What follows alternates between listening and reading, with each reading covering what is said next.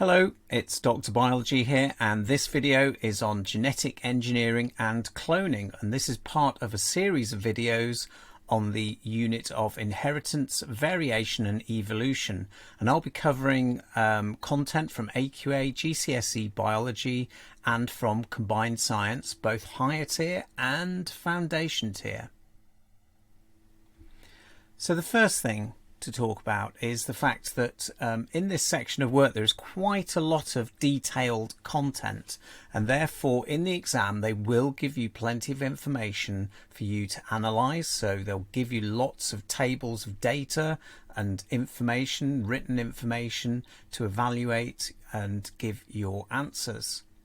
So let's start with genetic engineering. It's also known as genetic modification, or GM or GMO.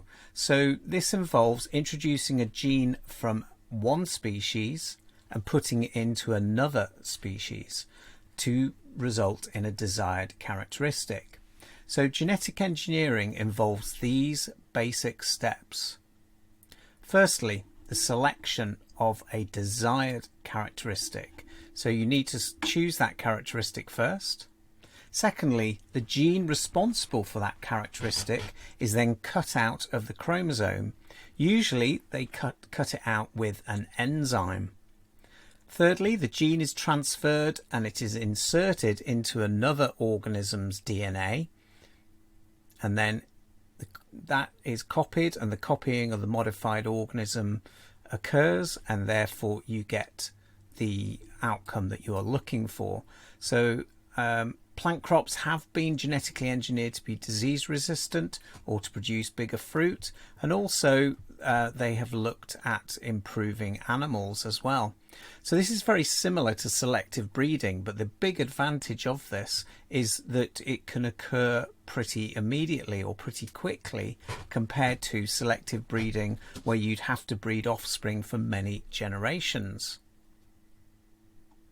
So in higher tier, they'll expect you to know the process of genetic engineering.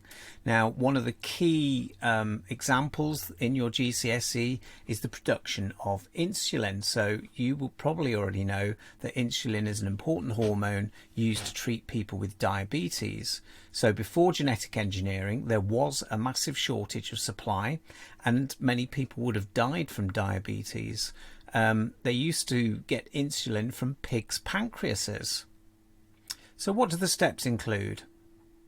So firstly, the insulin gene is first cut out of the human DNA using enzymes. So scientists have worked out where that particular human gene is for the making of insulin. So this diagram is showing that insulin gene is cut out of the DNA, and it's cut out using what we call a restriction enzyme, but in your exam you can just use the word enzyme. Secondly, I'll get out of the bacteria. The same enzymes are then used to cut the bacterial DNA, and usually in a DNA ring of DNA called a plasmid, and the enzymes are used to insert the human insulin gene back into the bacterium. Thirdly, the bacteria reproduce, and they reproduce asexually, so that's why bacteria are really useful for working on, because they will clone the actual DNA material, and it multiplies over many times and quite quickly. Fourthly, the insulin they produce is then filtered and purified, and it's ready for use. It then can be used to treat people with diabetes. So let's summarize the process. Number one, the insulin gene is first cut out of the human DNA using enzymes. Then the same enzymes are used to cut the bacterial DNA, and different enzymes are used to insert the human insulin gene. The bacteria will reproduce asexually, so therefore cloning, and the insulin that is produced can be filtered and purified. It's then used to treat people with diabetes. So here's some examples of genetic modification or genetic engineering. So in strawberries, you can have frost-resistant strawberries, and therefore that's an advantage when you're growing them. You can produce more milk from cows and meat, faster growth of pigs and also producing less fat in the meat, production of crops that are resistant to insect attack and herbicides, therefore that increases crop yield. And also you can have tomatoes that ripen much more slowly, which is an advantage when you are selling them, and it means their shelf life is extended. So let's talk about the benefits and risks. And again, in the exam they will give you plenty of information, but it might be worthwhile learning some of these benefits and risks. So the first benefit is you increase food yield to feed a growing population. So populations are growing across Earth, therefore you have more food. GM crops are engineered to contain valuable nutrients and vitamins. So for example, they're using that in rice, so it's called golden rice, and it actually increases the amount of vitamins available. It can extend the shelf life of fresh food, so less is going to be wasted, and also develop disease resistance in plants and animals. So the risks and concerns are they will affect the number of wild plants that live around the crops, reducing biodiversity. There possibly may be a risk to human health. No one knows the long-term effects, and they're not fully understood. Does it cause problems for people with allergies? Also, transplanted genes that are cut out from one creature to another may create things like superweeds that can't be killed with chemical herbicides. This next section is about cloning, and this is found in GCSE biology only. So cloning makes a genetically identical copy of an organism. So this is asexual reproduction. So humans can artificially clone plants and animals. In terms of plants, there are several ways that you can do this, and we've been cloning plants for thousands of years, particularly when we take plant cuttings. However, tissue cultures is a more modern way of producing a cloned plant. So what they do is they remove small groups of cells from a plant, and then they place them into agar, and then they can grow a large amount of very small cloned plantlets. They're then spread out, and then they can be grown on. Now, this is important for preserving rare species or producing plants for sale in garden centres.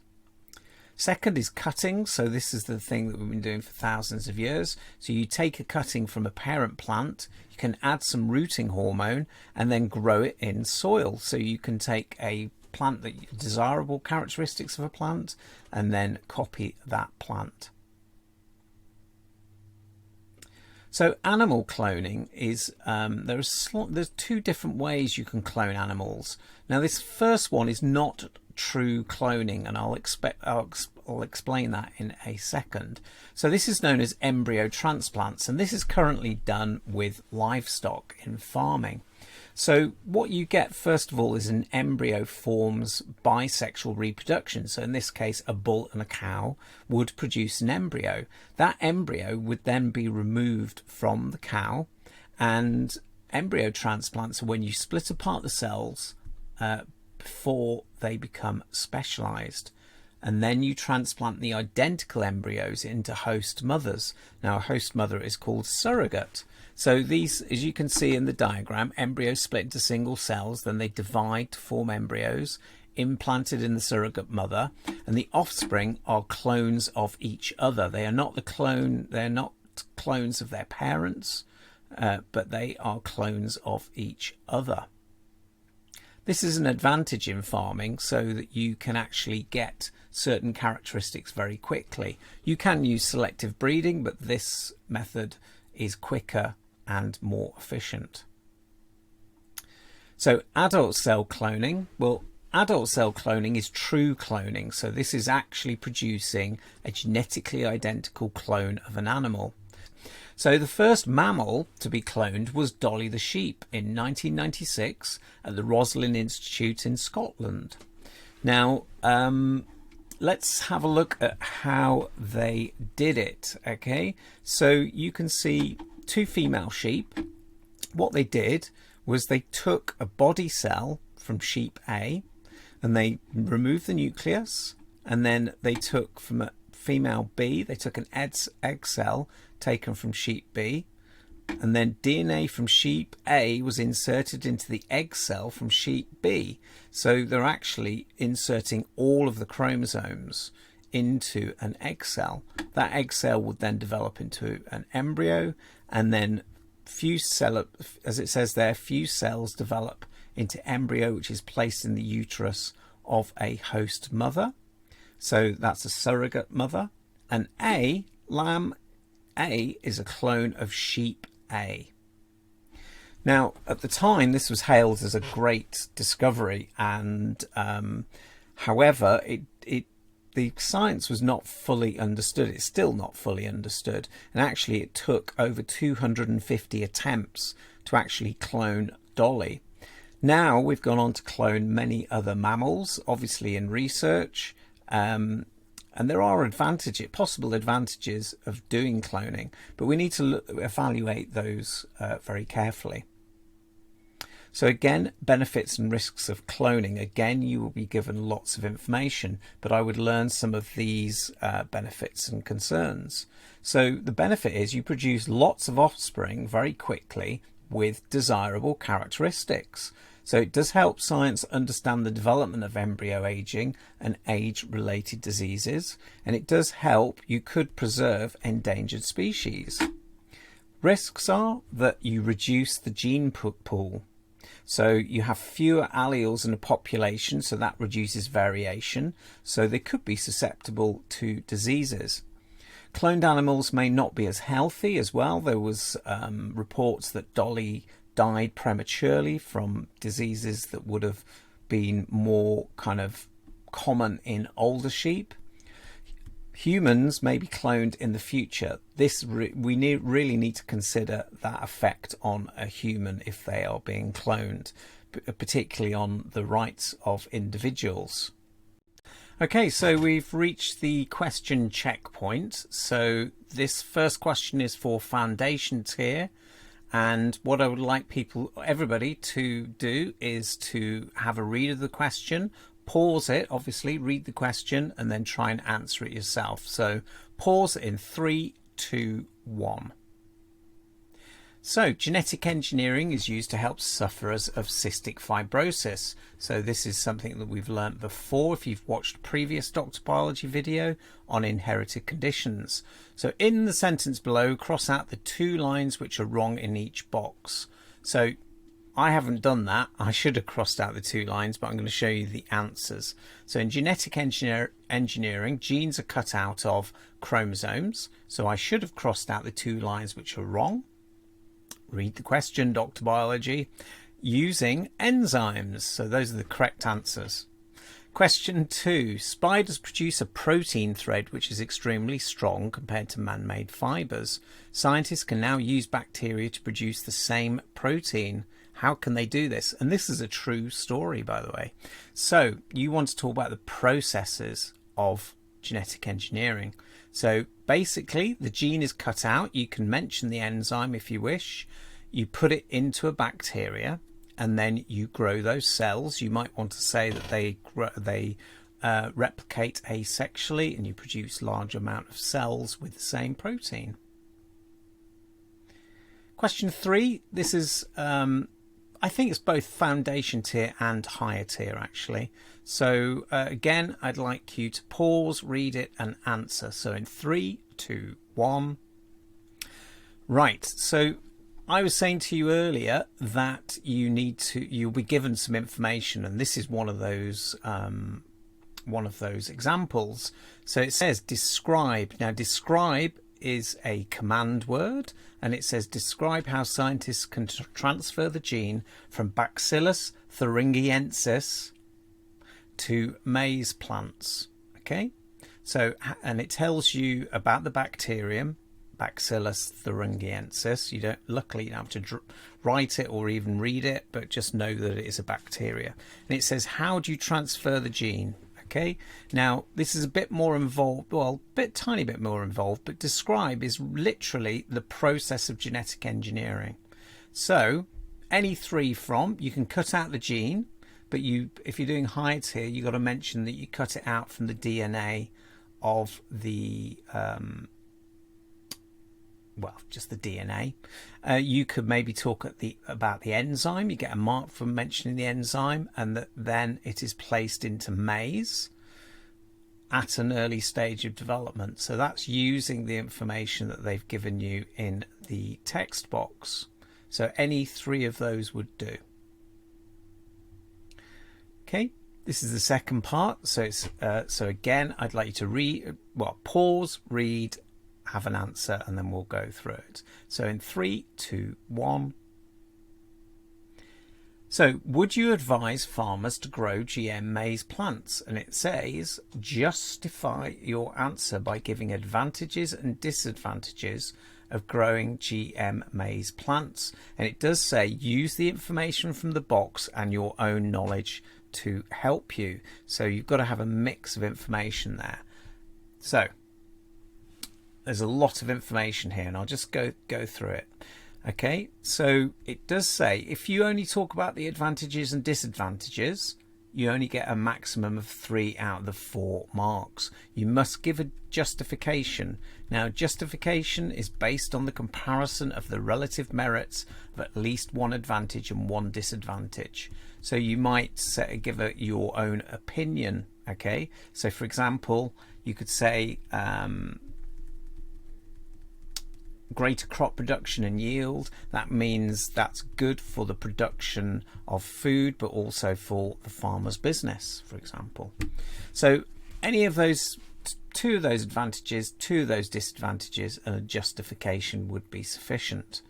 So I suggest you pause and have a look at these answers. This next question is biology only, as it's to do with cloning. So again, I'd like you to pause, read, and try and answer in 3, 2, 1. So this question looks at cloned animals, and it tells you the use of cloned animals in food production is controversial. It is now possible to clone champion cows. Champion cows produce large quantities of milk. Question says, describe how adult cell cloning could be used to produce a clone of a champion cow. So a description, so you need to describe how you would do it. So if we look at the answer, this is out of 4, and you can have any 4 from this. Okay, so this is about cloning. So for example, Dolly the sheep. So it's not about embryo cloning, it's about adult cell cloning. And it's about taking the nucleus or the DNA from the egg, and then you're taking a nucleus from the body cell of the champion and inserting it into the empty egg, giving it an electric shock. I didn't mention that actually. They use an electric shock to try and get the cells to divide. You then develop an embryo, and then that embryo is inserted into the host or into another cow. And then when it's born, it will be genetically identical clone to the champion cow. This question is biology only again. So a bit more involved, 5-mark question. They tend to give you questions on cloning that tend to be higher marks as well. So I'd like you to pause it, read it, and try and answer it, please, before we go through the answer. So pause in 3, 2, 1. So it says, it gives you lots of information. So I won't go through it, but they do talk about issues related to a cloned American champion cow. And it's about people who are against it and people who are supporters for it.